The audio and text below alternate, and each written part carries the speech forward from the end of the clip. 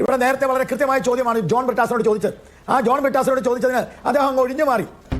എന്നടാ പേശടാ പേശി ഉനക്ക് തെരിയുമോടാ 2008 ഡീലിമിറ്റേഷൻ ഉണ്ടായല്ലോ കേരളത്തില്. അന്ന് 2008 ഡീലിമിറ്റേഷനിൽ 4 സീറ്റ് മലപ്പുറത്ത് കൂടിയില്ലേ?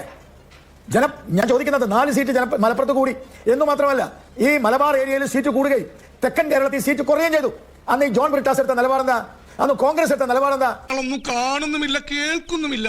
ഞങ്ങൾ ജനസംഖ്യയുടെ അടിസ്ഥാനത്തിലായതുകൊണ്ടാണ് മലപ്പുറത്ത് സീറ്റ് കൂടിയത്. അന്ന് അവർ അനുകൂലിച്ചവരല്ലേ? അന്ന് അവർ എതിർത്തിരുന്നോ? അപ്പൊ കേരളത്തിൽ അത് മിണ്ടിയിട്ടില്ല. അങ്ങനെ ഒരു സംഭവം ഉണ്ടായോ? ഞാൻ അറിഞ്ഞില്ല. ഇപ്പൊ ഇന്ത്യയിൽ ജനപ്രാതിനിധ്യ നിയമവും അനുസരിച്ച് വളരെ കൃത്യമാണ് കാര്യങ്ങൾ. 25 ലക്ഷം ജനങ്ങളെ അഭിസംബോധന ചെയ്തു വരുന്നു ഒരു എം പിക്ക് ആന്ധ്രാപ്രദേശിൽ.